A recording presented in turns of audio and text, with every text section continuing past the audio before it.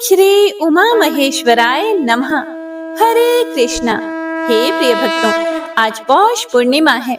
धार्मिक मान्यताओं के अनुसार पौष पूर्णिमा का व्रत करने से और कथा का श्रवण करने से पापों का नाश होता है, जीवन में शांति आती है और भगवान श्री हरि विष्णु और माँ लक्ष्मी की कृपा से सुख समृद्धि प्राप्त होती है और संतान सुख की प्राप्ति होती है।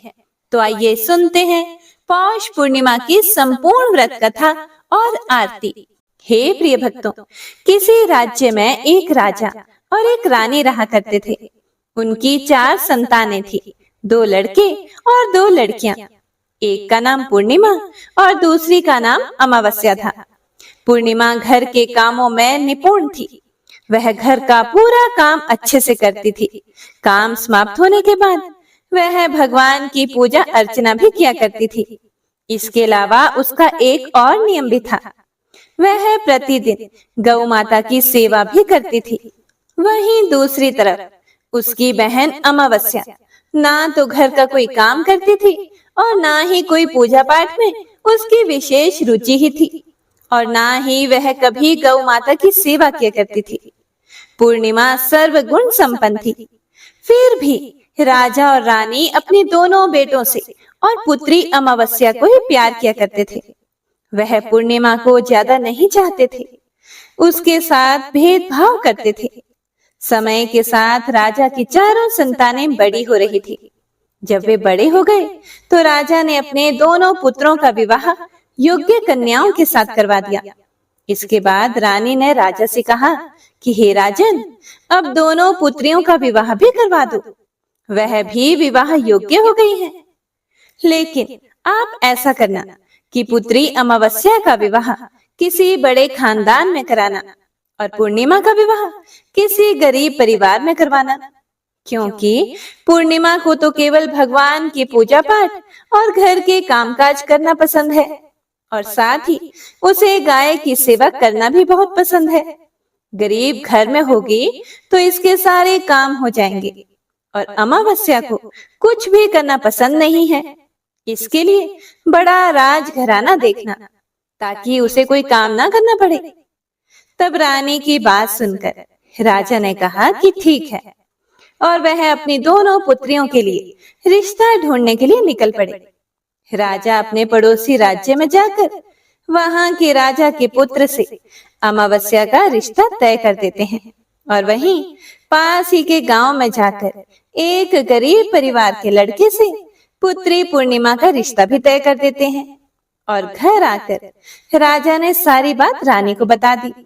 तो रानी सोचने लगी कि अब देखते हैं भगवान इसकी मदद कैसे करते हैं। यह तो बहुत ही पूजा पाठ करती है और भगवान में सदा ही मग्न रहती है। पूर्णिमा का भाई और भाभी पूर्णिमा से बहुत प्यार करते थे, क्योंकि पूर्णिमा उनके घर के कामों में उनका साथ देती थी, हर काम में उसका हाथ बटाती थी। जबकि अमावस्या अपने भाई भाभी की कोई भी सहायता नहीं करती थी, उन पर अपना रोब जमाती थी और ना ही कोई घर का कार्य करती थी। ऐसा करते करते कई महीने बीत गए। अमावस्या और पूर्णिमा दोनों का विवाह हो गया। राजा और रानी ने अपनी दोनों बेटियों की विदाई कर दी। विदाई करते समय राजा और रानी ने अमावस्या बेटी को खूब सारा धन दौलत देकर विदा किया और पूर्णिमा को कुछ भी नहीं दिया, खाली हाथ अपने घर से विदा कर दिया। इसके बाद दोनों बहनें अपने अपने ससुराल को चली गई। कुछ दिन बीत गए। एक दिन अमावस्या अपने घर पर शिव जी की कथा रखवाती हैं, जिसमें वह सभी गांव वालों को निमंत्रण भेजती है, पर अपनी बहन पूर्णिमा को नहीं बुलाती। जब गांव की सभी औरतें अमावस्या के यहाँ जाती हैं, तो उन्हें इस तरह से जाता हुआ देखकर पूर्णिमा उनसे पूछती है कि आप सब इस तरह से तैयार होकर कहाँ जा रही हैं? तो वे औरतें पूर्णिमा से कहती हैं कि तुम्हारी बहन के यहाँ शिव जी की कथा रखी है, क्या तुम वहां पर नहीं जाओगी? तब पूर्णिमा कहती है कि मुझे तो मेरी बहन ने निमंत्रण भी नहीं भेजा, तो मैं नहीं जा सकती। तभी गांव की औरतें पूर्णिमा से कहती हैं कि बुलावा नहीं आया तो क्या हुआ, तुम्हारी बहन है, भूल गई होगी। यह तो भगवान शिव की कथा है, सुनने जाने में क्या हर्ज है। हम तो कहती हैं कि तुम हमारे साथ चलो। तब पूर्णिमा गांव की औरतों की बात सुनकर उनके साथ भगवान शिव की कथा सुनने के लिए अमावस्या के घर चली जाती है। हे प्रिय भक्तों, जब अमावस्या की नजर पूर्णिमा पर पड़ती है तो वह उससे कहती है कि पूर्णिमा, तुम यहाँ कैसे चली आई? मैंने तो तुम्हें बुलाया ही नहीं। खैर, कोई बात नहीं, तुम आ ही गई हो तो चुपचाप बैठी रहना और मेरे यहाँ रिश्तेदारों को यह भूल कर भी मत बताना कि तुम मेरी बहन हो। यह कहते हुए अमावस्या ने अपनी बहन पूर्णिमा की गरीबी का मजाक उड़ाया। यह सब सुनकर पूर्णिमा की आंखों में आंसू आ गए और उसने रोते रोते मन ही मन भगवान शिव से विनती करते हुए कहती है कि हे भगवान, क्या पूजा पाठ करना गलत है? गौ माता की सेवा करना गलत है? आखिर मेरी क्या गलती थी जो इस तरह मेरी गरीबी को मेरा बार बार मजाक बनाया जा रहा है? आप अपनी कृपा दृष्टि मुझ पर कब बनाएंगे? तब पूर्णिमा वहां पर बैठी बैठी यही बार बार कहती रहती है। इतने में ही शिव कथा पूरी हो जाती है और अमावस्या भगवान का प्रसाद बांटने लगती है। वह सभी लोगों को प्रसाद दे देती है, लेकिन अपनी बहन पूर्णिमा को प्रसाद नहीं देती। पूर्णिमा बड़े ही दुखी मन से बिना प्रसाद लिए अपने घर लौट जाती है। पूरे रास्ते वह यही सोच रही थी कि घर पर अपने बच्चे उससे कथा का प्रसाद मांगेंगे तो मैं उससे क्या कहूंगी। तो यह भी सोच रही थी कि मैं मायके अपने भाई और भौजाई के यहाँ जाऊंगी, तो वहां जाते हुए वहां के बच्चों के लिए भी कुछ लेकर जाना था। तो ऐसा सोचते हुए वह अपने घर लौट आई। घर वापस लौट कर आने के बाद उसने अपने पति और बच्चों से कहा कि मैं कुछ समय के लिए अपने मायके जा रही हूँ। तब उसके पति ने कहा कि ठीक है, चली जाओ। तो थोड़ी देर बाद में पूर्णिमा अपने मायके के लिए रवाना हो गई। चलते चलते रास्ते में एक चबूतरा आया जिस पर तुलसी का पौधा लगा हुआ था। उस चबूतरे पर एक बूढ़ी अम्मा बैठी हुई थी। वह कोई और नहीं, साक्षात तुलसी मैया थी। उस बूढ़ी माता ने पूर्णिमा से कहा कि हे पुत्री, तुम कौन हो और कहाँ जा रही हो? तब पूर्णिमा अपना परिचय देते हुए कहती है कि माँ, मैं अपने मायके जा रही हूँ।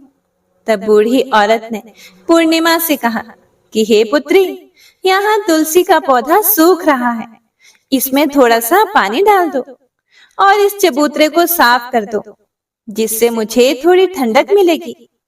तब पूर्णिमा ने कहा कि ठीक है माँ जी, मैं तुलसी के पौधे में पानी डाल देती हूँ और यहाँ की साफ सफाई भी कर देती हूँ। तो पूर्णिमा ने साफ सफाई करने के बाद बूढ़ी अम्मा को भी नहला दिया। बूढ़ी अम्मा की भी सेवा की, उनके पैर दबाए, हाथ पैरों में तेल की मालिश की, कंघी की और फिर पूछा कि माँ जी, मैं आपकी और क्या सेवा करूं? कोई और काम हो तो बता दीजिए, मैं कर दूंगी। तब बूढ़ी अम्मा कहती है कि हे बेटा, अब कोई काम नहीं है, तुम अपने मायके जाओ और वापस आते समय मुझसे मिलकर जाना। तब पूर्णिमा ने बूढ़ी अम्मा से कहा कि ठीक है माँ जी, अब मैं जाती हूँ, लौट के आऊंगी तो आपसे मिलकर जरूर जाऊंगी। ऐसा कहकर पूर्णिमा वहां से चल पड़ी। कुछ समय आगे चलने के बाद में एक शिव मंदिर आया। वहां पर उसे एक बूढ़े बाबा मिले जो मंदिर के बाहर बैठे हुए थे। वह भी कोई और नहीं बल्कि स्वयं भगवान भोलेनाथ थे। बूढ़े बाबा ने पूर्णिमा से कहा कि हे बेटिया, तुम कौन हो और कहाँ जा रही हो? तब पूर्णिमा ने अपना सारा परिचय देते हुए कहा कि हे बूढ़े बाबा, आज मैं अपने मायके जा रही हूँ। तब बूढ़े बाबा ने कहा कि ठीक है बेटा, मैं तो बहुत बूढ़ा हो गया हूँ और मेरी आंखों की रोशनी भी ढंग से काम नहीं करती। तुम ऐसा करो कि मंदिर की साफ सफाई कर दो और शिवलिंग पर जल चढ़ा दो और भोले शंकर जी के आगे एक घी का दीपक जला दो। तब पूर्णिमा ने कहा कि ठीक है बाबा। यह कहकर पूर्णिमा ने शिव मंदिर की पूरी साफ सफाई कर दी और भोले शंकर जी की विधिवत पूजा करते हुए बूढ़े बाबा से कहा कि बाबा कोई और काम हो तो बताइए। तब बूढ़े बाबा ने कहा कि नहीं बेटा, अब तुम जाओ और वापस आते समय मुझसे मिलते हुए जाना। तब पूर्णिमा ने कहा कि ठीक है बाबा, अब मैं जाती हूँ, आते हुए आपसे जरूर मिलकर जाऊंगी। तो ऐसा कहकर वह वहां से आगे चल पड़ी। आगे चलते चलते पूर्णिमा को एक काली माता का मंदिर दिखाई दिया। वहां पर भी एक बूढ़ी अम्मा चबूतरे पर बैठी हुई थी। तो उस बूढ़ी औरत ने पूर्णिमा से कहा कि हे बेटी, तुम कौन हो और कहाँ जा रही हो? तो पूर्णिमा ने उस बूढ़ी औरत को भी अपना सारा परिचय दिया और बताया कि मैं अपने मायके जा रही हूँ। तो वह बूढ़ी औरत यह सुनकर कहती है कि बेटा, अच्छी बात है, लेकिन तुम ऐसा करो, यहाँ पर पूजा पाठ करने के लिए तो सभी आते हैं, लेकिन मंदिर की साफ सफाई कोई नहीं करता। इसीलिए तुम इस मंदिर की सफाई कर दो और चबूतरे की भी साफ सफाई कर दो। तो पूर्णिमा ने कहा कि ठीक है माँ जी। ऐसा कहकर पूर्णिमा ने पूरे मंदिर की और चबूतरे की सफाई कर दी और पूजा पाठ भी की और उस बूढ़ी माता का श्रृंगार भी कर दिया। बूढ़ी माँ के पैर दबाए और कहती है कि माँ जी, सारा काम हो गया। अगर मेरे लायक कोई और काम हो तो मुझे बताइए, मैं उसे भी कर देती हूँ। तब वह बूढ़ी अम्मा कहती है कि नहीं बेटी, अब तो तुम जाओ, लेकिन मायके से आते समय मुझसे मिलते हुए जाना। फिर पूर्णिमा कहती है कि ठीक है माँ जी, और वह वहां से आगे चल पड़ी। आगे चलते चलते एक नदी आती है। वहां पर भी एक बूढ़ी अम्मा बैठी हुई थी। वह उससे कहती है कि बेटी, तुम कौन हो, कहाँ से आई हो और कहाँ जा रही हो? तब पूर्णिमा उस बूढ़ी औरत को भी अपना पूरा परिचय देते हुए बताती है कि अम्मा, मैं अपने मायके जा रही हूँ। तो बूढ़ी औरत पूर्णिमा से कहती है कि बेटा, यह तो अच्छी बात है, नदी पर स्नान करने तो सभी लोग आते हैं, लेकिन यहाँ पर कोई भी सफाई नहीं करता। इसीलिए तुम ऐसा करो कि नदी के किनारे पर साफ सफाई कर दो। तो पूर्णिमा कहती है ठीक है माँ जी, और वो वहां की साफ सफाई में लग जाती है।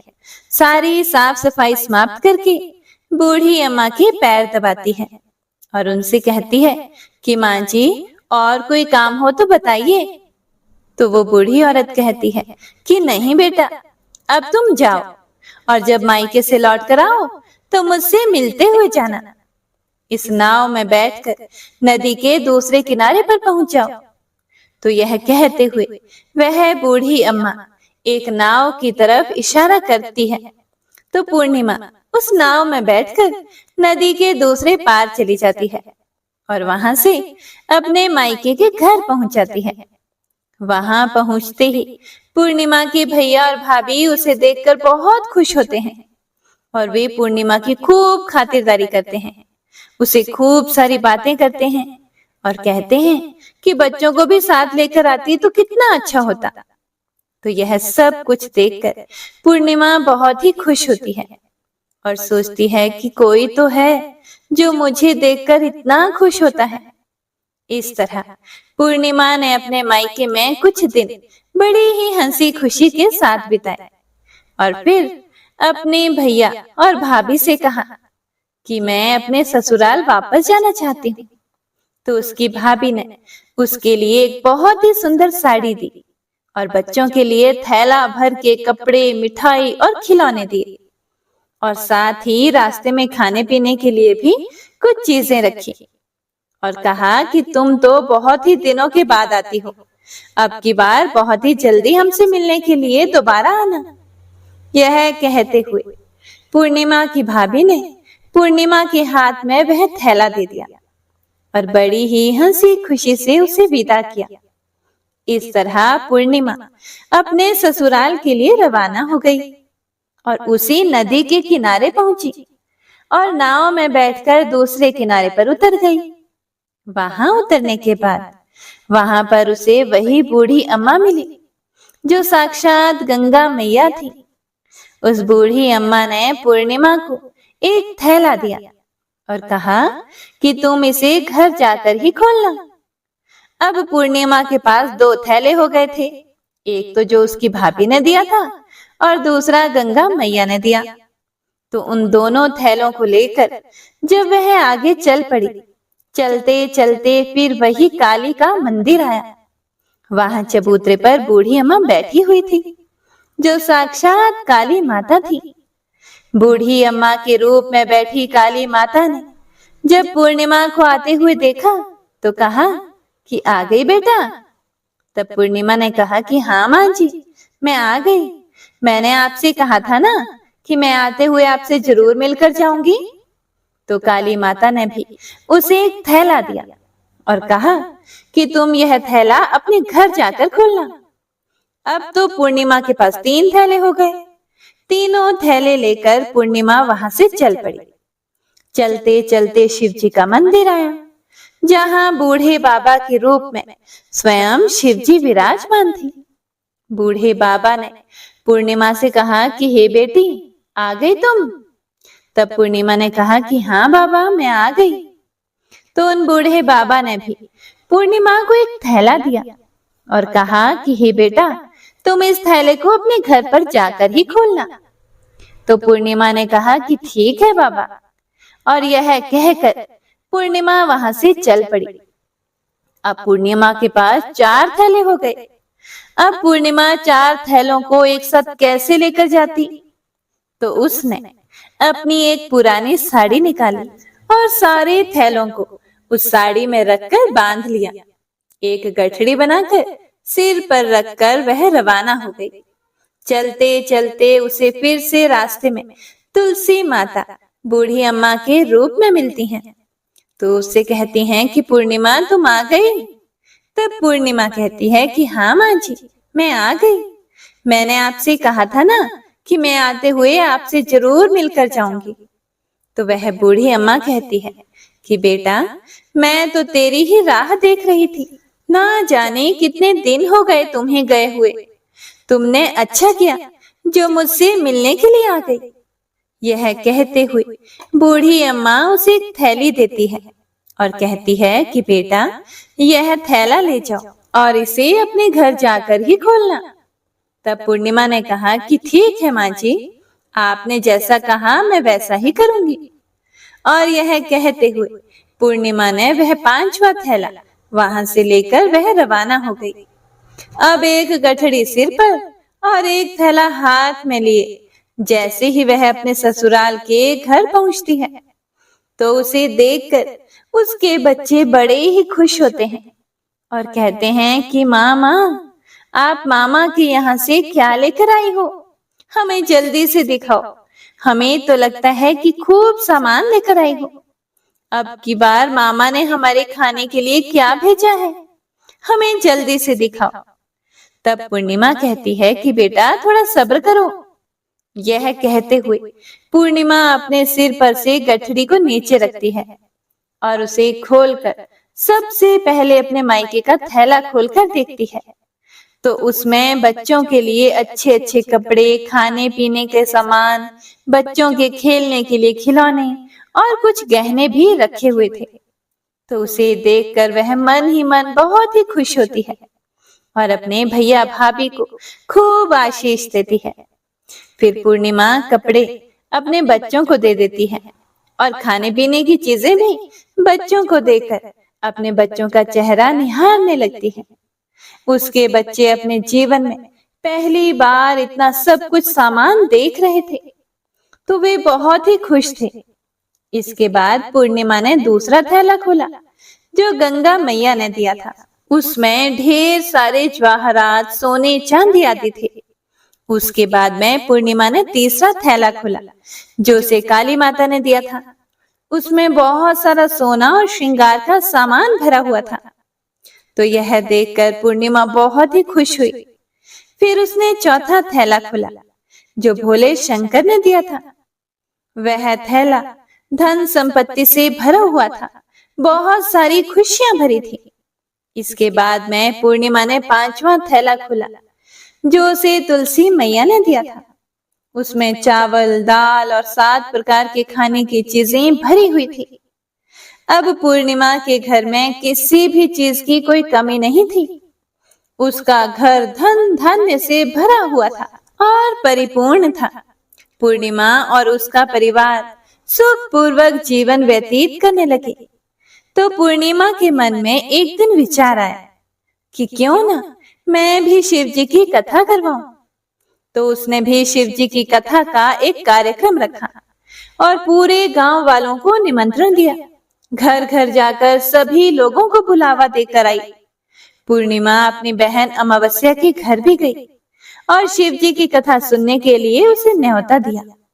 तो अमावस्या ने जब पूर्णिमा को देखा तो वह सोचने लगी कि इतने गहने पहने हुए, इतने सुंदर वस्त्र पहन रखे हैं, इसका घर तो बहुत गरीब है, फिर इतना सब कुछ इसके पास कैसे आया? यह जानने के लिए तो मुझे इसके घर जाना ही पड़ेगा। बस यह सोचकर अमावस्या पूर्णिमा के घर शिव कथा सुनने के लिए आ गई। तो उसने देखा कि पूर्णिमा के घर में कोई भी चीज की कहीं भी कोई कमी नहीं थी। तो इतनी सारी धन दौलत देखकर अमावस्या आश्चर्यचकित हो गई और पूर्णिमा से पूछने लगी कि तुम्हारे घर में इतनी धन दौलत कहाँ से आई? तब पूर्णिमा ने कहा कि देखो बहन, तुमने शिव जी की कथा में मुझे नहीं बुलाया था, फिर भी मैं चली आई। तुमने मुझे प्रसाद तक नहीं दिया और मेरी गरीबी का मजाक उड़ाया था। उसके बाद मैं अपने घर आ गई और घर आते हुए मन में यही सोच रही थी कि अपने मायके जाऊंगी और बच्चों के लिए कुछ लेकर आऊंगी। तुमने तो मेरे बच्चों के लिए प्रसाद तक नहीं दिया, इसीलिए मैं तुम्हारे यहाँ से जाते ही मायके चली गई। यह कहते हुए पूर्णिमा ने उसके बाद जो भी घटना घटी थी वह सारी की सारी अमावस्या को सुना दी। तो यह सारी बातें सुनने के बाद अमावस्या कहती है कि बहन, तुम मुझे प्रसाद मत देना और मुझे खूब डांट लगाओ। तो पूर्णिमा कहने लगी कि यह तो भगवान का प्रसाद है, मैं तो सबको दूंगी और तुम्हें भी दूंगी। इतना कहने पर भी अमावस्या ने प्रसाद नहीं लिया। वह बिना प्रसाद के ही सीधे अपने घर चली गई। घर जाकर अपने बच्चों और पति से कहने लगी कि मैं मायके जा रही हूँ। तो उसके पति ने कहा कि कोई बात नहीं, कुछ दिन रुक कर चली जाना, अभी मुझे कोई काम है। तब अमावस्या ने अपने पति की एक भी बात नहीं सुनी और अपने मायके जाने के लिए तैयार हो गई। जैसे ही वह मायके जा रही थी तो रास्ते में तुलसी माता चबूतरे पर बैठी हुई बूढ़ी माता के रूप में मिली। तो बूढ़ी माता ने अमावस्या से कहा कि बेटी, तुम कौन हो, कहाँ जा रही हो? तब अमावस्या ने अपना परिचय देते हुए कहा कि मैं अपने मायके जा रही हूँ। तब बूढ़ी अम्मा बोली कि बेटा, यह तो अच्छी बात है, पर तुम ऐसा करो कि यह तुलसी का पौधा सूख रहा है, इसमें थोड़ा सा पानी डाल दो और इस चबूतरे की सफाई भी कर दो।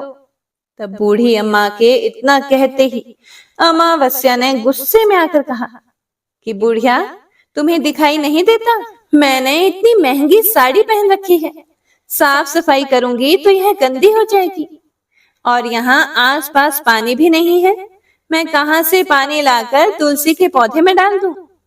तुम्हारे और तो कोई काम नहीं है, तुम ही ऐसा करो कि आसपास कहीं पर पानी होगा, लाकर इस पौधे में डाल देना। ऐसा कहकर अमावस्या वहां से चल पड़ी। चलते चलते शिव मंदिर आया। वहां पर भगवान शिव बूढ़े बाबा का रूप धारण किए हुए बैठे हुए थे। उसे देखते ही पूछा कि बेटा, तुम कहाँ जा रही हो? तो अमावस्या ने कहा, मैं अपने मायके जा रही हूँ।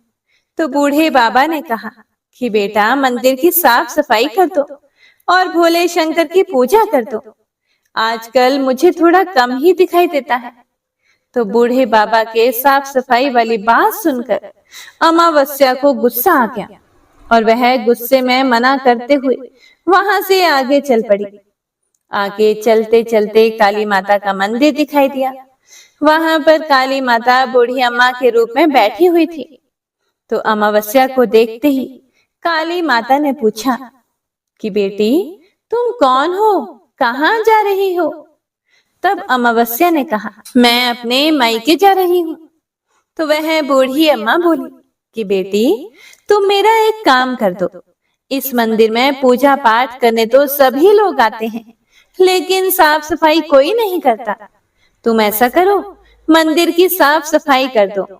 तो अमावस्या इस बात पर भड़क पड़ी और कहने लगी, ना तो मैं तुम्हारे इस मंदिर की पूजा पाठ करूंगी और ना ही इसकी सफाई करूंगी।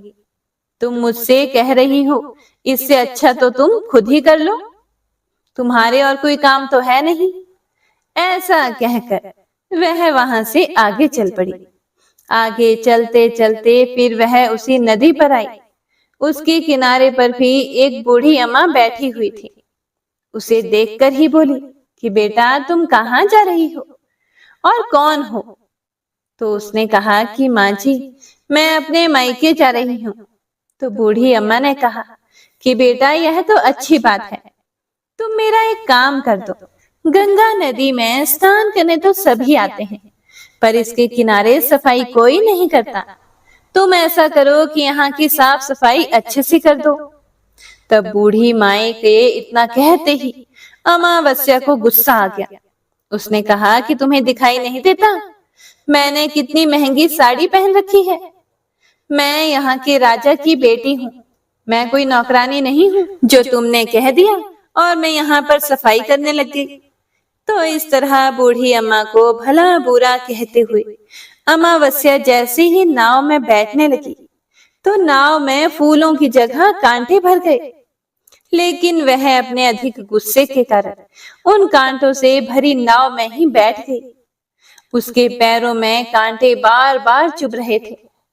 जैसे ही वह दूसरे किनारे पर पहुंची तो वहां पर उतरकर वह अपने मायके चली गई। उसके पैरों से खून निकल रहा था।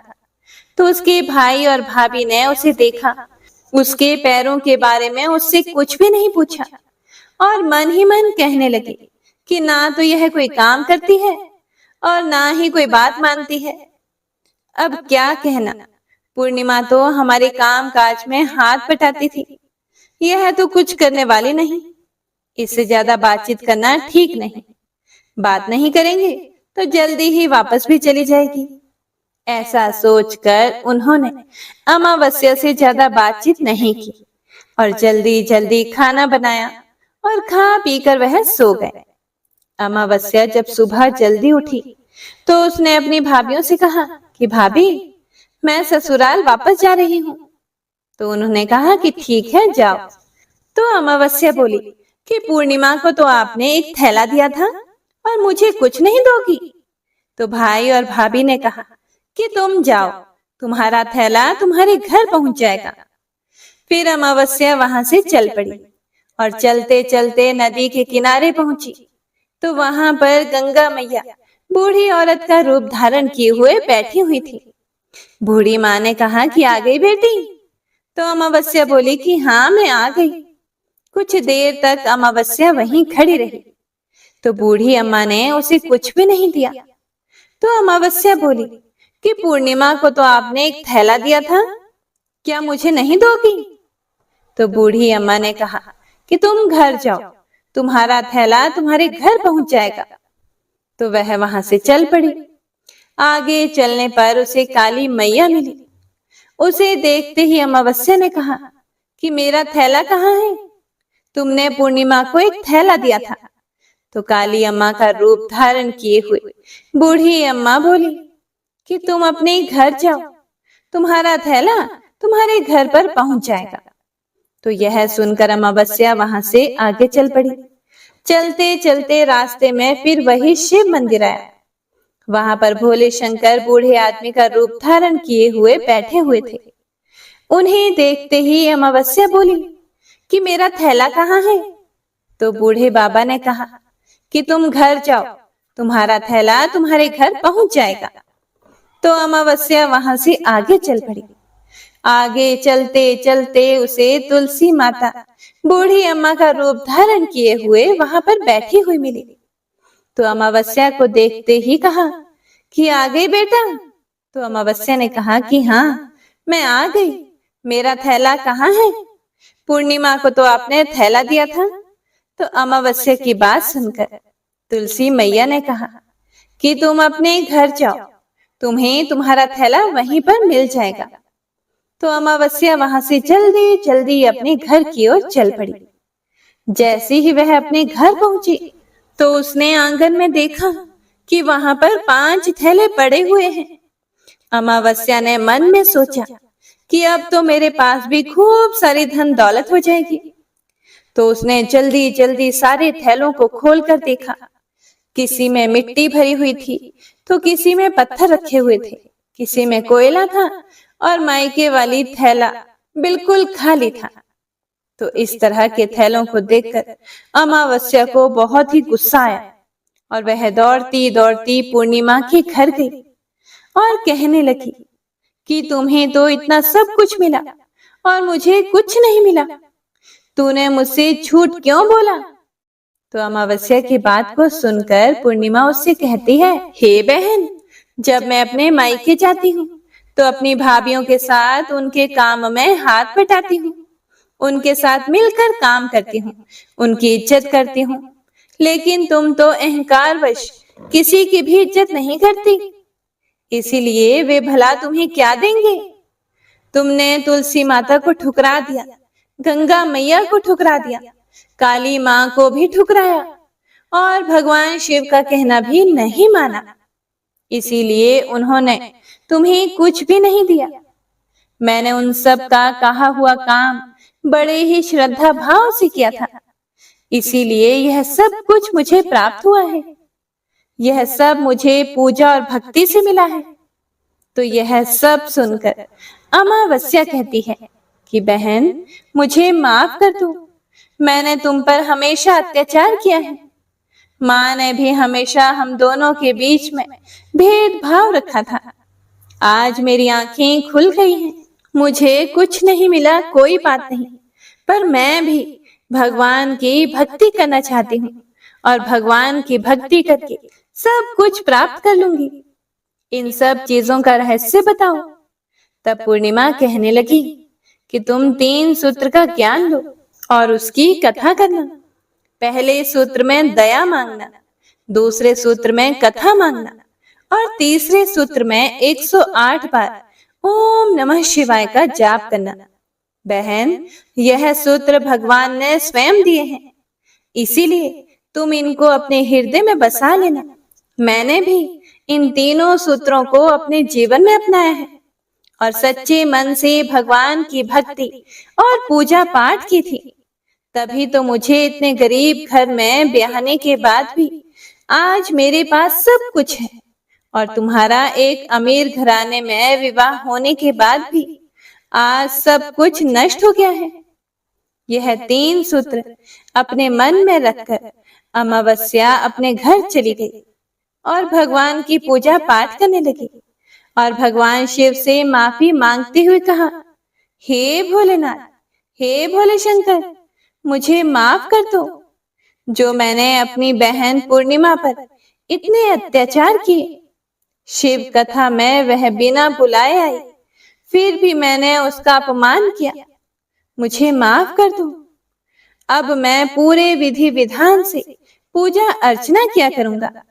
और फिर वह गौ माता की सेवा भी करने लगी और दूसरों की मदद भी करने लगी, जिसकी वजह से उसका घर धन धान्य से परिपूर्ण हो गया। तो प्रेम से बोलिए शिव शिवा की जय, लक्ष्मी नारायण भगवान की जय। हे प्रिय भक्तों, तो आइए अब माता लक्ष्मी, विष्णु भगवान और गणेश जी की बड़ी ही पावन कथा को सुनते हैं।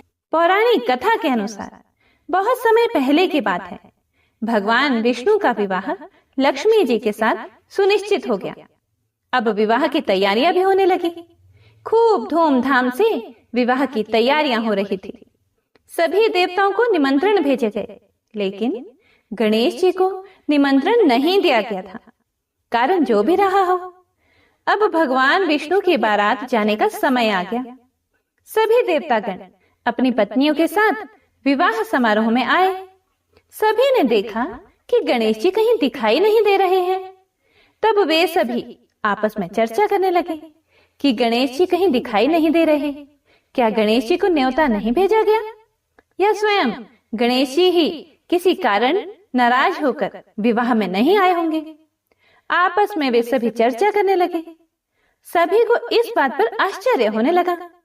किसी को कोई जवाब नहीं मिला, तो तभी सभी ने सोचा कि क्यों ना भगवान विष्णु से ही इसका हम कारण पूछ लें। विष्णु भगवान से पूछने पर विष्णु भगवान ने कहा कि हमने गणेश जी के पिता भोलेनाथ महादेव को न्योता भेजा है।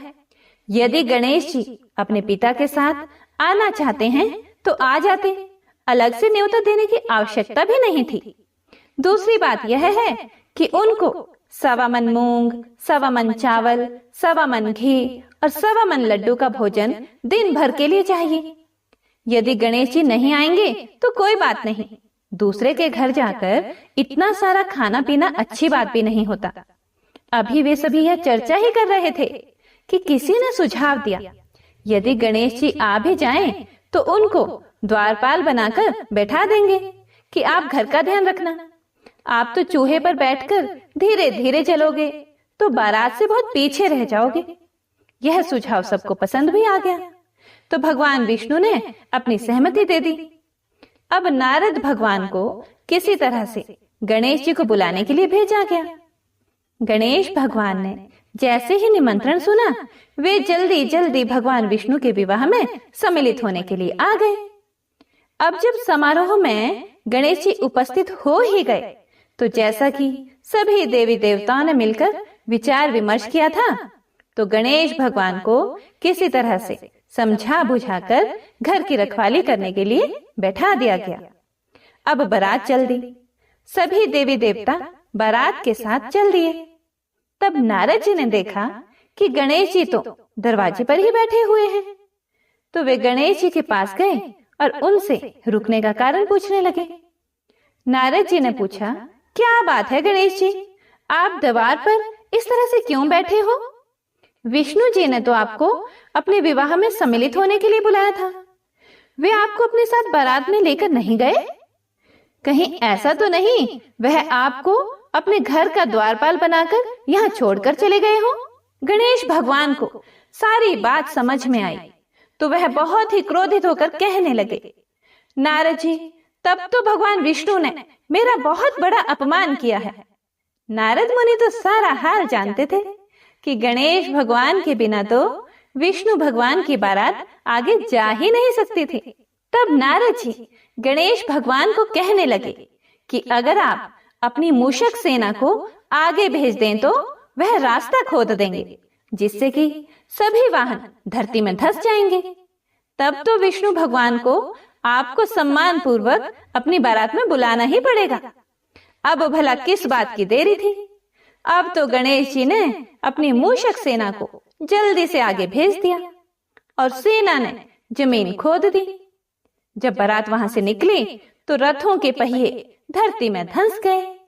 लाख कोशिश करने के बावजूद भी पहिए नहीं निकले। सभी ने अपने अपने उपाय किए, फिर भी पहिए तो निकल नहीं पाए बल्कि टूट गए। अब किसी की समझ में नहीं आ रहा था कि अब क्या किया जाए। तब नारद जी, जो विष्णु भगवान की बारात में पहुंच चुके थे, उन्होंने कहा, आप लोगों ने गणेश जी का अपमान करके अच्छा नहीं किया। यदि उन्हें मनाकर लाया जाए तो आपका कार्य सिद्ध हो सकता है और यह संकट भी टल सकता है। तब शंकर भगवान ने अपने दूत नंदी को भेजा और नंदी ने किसी तरह से समझा बुझाकर गणेश जी को लेकर आए। तब गणेश जी का आदर सम्मान किया गया, उनकी पूजा की गई। तब कहीं जाकर रथ के पहिए निकले। पहिए तो निकल गए, लेकिन वह टूट फूट गए थे, तो उन्हें सुधारता कौन? पास के खेत में खाती मतलब कि किसान काम कर रहा था, तो उसे बुलाया गया। खाती अपना कोई भी कार्य प्रारंभ करने से पहले ओम श्री गणेशाय नमः कहता था, गणेश जी की वंदना करता था। अब जब सभी लोगों ने उससे निवेदन किया तो खाती ओम श्री गणेशाय नमः कहकर मन ही मन गणेश जी की वंदना करने लग गया। और देखते ही देखते खाती ने सभी पहियों को ठीक कर दिया। पहियों को ठीक करने के बाद तब खाती कहने लगा, हे देवतागण, आपने सर्वप्रथम गणेश जी को नहीं मनाया होगा और ना उनकी पूजा की होगी, इसीलिए आप सभी के ऊपर यह संकट आया है। हम लोग तो मूर्ख और अज्ञानी हैं, फिर भी हम लोग सबसे पहले गणेश जी की पूजा करते हैं, उनका ध्यान करते हैं। लेकिन आप लोग तो देवतागण हैं, फिर भी आप गणेश जी को कैसे भूल गए? अब आप लोग सबसे पहले गणेश जी का नाम लेकर जाएं, गणेश जी की जय बोलकर जाएं, तो आपके सारे काम बन जाएंगे और कोई भी संकट नहीं आएगा। ऐसा कहते हुए बारात वहां से गणेश भगवान को अपने साथ लेकर चल पड़ी और फिर धूमधाम से विष्णु भगवान का माता लक्ष्मी के साथ विवाह संपन्न हो गया और सभी सकुशल घर लौट आए। हे प्रिय भक्तों, तो आइए अब सुनते हैं लप्सी और तप्सी की कहानी। यह एक पौराणिक लोक कथा है। इस कथा के अनुसार एक लप्सी था तथा एक तप्सी था। तप्सी सदैव भगवान की तपस्या में लीन रहता था और लप्सी रोजाना 1.25 सेर की लापसी बनाकर भगवान का भोग लगाकर खा लेता था। एक दिन वह दोनों लड़ने लगे। तप्सी बोला, मैं रोजाना भगवान की तपस्या करता हूँ, इसीलिए मैं बड़ा हूँ। तो लप्सी बोला कि मैं रोज भगवान को 1.25 सेर लापसी का भोग लगाता हूँ, इसीलिए मैं बड़ा हूँ। तभी देव मुनि और परम वैष्णव ब्रह्मा जी के मानस पुत्र और महाज्ञानी नारद जी वहां से गुजर रहे थे। उन्होंने लप्सी और तप्सी दोनों को लड़ते हुए देखकर उनसे पूछा कि तुम दोनों क्यों लड़ रहे हो? तब तप्सी ने खुद के बड़ा होने का कारण बताया और लप्सी ने अपने सर्वश्रेष्ठ होने का कारण बताया। उन दोनों की पूरी बात सुनकर महाचतुर भक्त शिरोमणि नारद जी बोले कि तुम दोनों का फैसला मैं कर दूंगा। दूसरे दिन लप्सी और तप्सी नहाकर अपनी रोज की भक्ति करने के लिए गए तो नारद जी ने छुपकर 1.25 करोड़ की एक अत्यंत बहुमूल्य रत्न जड़ित और दुर्लभ मणियों से बनी अंगूठी उन दोनों के सामने रख दी। हे प्रिय भक्तों, तप्सी की नजर जब अंगूठी पर पड़ी तो उसने चुपचाप अंगूठी उठाकर अपने नीचे दबा ली। लप्सी की नजर अंगूठी पर पड़ी, लेकिन उसने ध्यान ही नहीं दिया और भगवान को भोग लगाकर लापसी खाने लगा। इसके बाद नारद जी उन दोनों के सामने आए तो दोनों ने हे नारद जी से पूछा, हे मुनि श्रेष्ठ, अब आप अपना निर्णय बताइए कि हम में से कौन बड़ा है, किसकी भक्ति श्रेष्ठ है। तो नारद जी ने तप्सी से खड़ा होने को कहा। जब वह खड़ा हुआ तो उसके नीचे दबी अंगूठी उन्हें दिखाई पड़ी। नारद जी ने तप्सी से कहा कि तपस्या करने के बाद भी तुम्हारी चोरी करने की आदत नहीं गई, इसीलिए लप्सी बड़ा है और तुम्हें तुम्हारी तपस्या का कोई भी फल नहीं मिलेगा। हे प्रिय भक्तों, तब तप्सी बड़ा शर्मिंदा होकर नारद जी से माफी मांगने लगा। उसने नारद जी से पूछा कि मुझे मेरी तपस्या का फल कैसे मिलेगा। तब नारद जी ने उससे कहा कि यदि कोई गाय और कुत्ते की रोटी को नहीं बनाएगा, यदि कोई ब्राह्मण को भोजन करवाकर दक्षिणा नहीं देगा, तो उनके दान धर्म का फल, उन लोगों की पूजा का फल तुझे मिलेगा। यदि कोई सुहागिनी साड़ी के साथ ऊपरी अंगोछा का दान नहीं देगा, तो वह फल तुझे मिलेगा। यदि कोई दिए से दिया जलाए, तो वह फल भी तुझे मिलेगा। यदि कोई सारी कहानी सुने लेकिन तुम्हारी कहानी नहीं सुने, तो उसकी पूजा का फल भी तुझे मिलेगा। हे प्रिय भक्तों, उसी दिन से हर व्रत कथा कहानी के साथ लप्सी तप्सी की यह कहानी भी अवश्य सुनी और कही जाती है। ओम जय लक्ष्मी रमणा, स्वामी जय लक्ष्मी रमणा, सत्यनारायण स्वामी जन पातक हरणा। ओम जय लक्ष्मी रमणा। रतन जटित सिंहासन अद्भुत छवि राजे। नारद करत निरंजन घंटा ध्वनि बाजे। ओम जय लक्ष्मी रमणा। प्रकट भये कलि कारण द्विज को दरस दियो। बूढ़े ब्राह्मण बन कर कंचन महल कियो। ओम जय लक्ष्मी रमणा। दुर्बल भील कठियारो जिन पर कृपा करी। चंद्रचूड़ एक राजा जिनकी विपत्ति हरी। ओम जय लक्ष्मी रमणा। वैश्य मनोरथ पायो श्रद्धा तज दिन ही। सो फल भोग्य प्रभु जी फिर स्तुति की नहीं।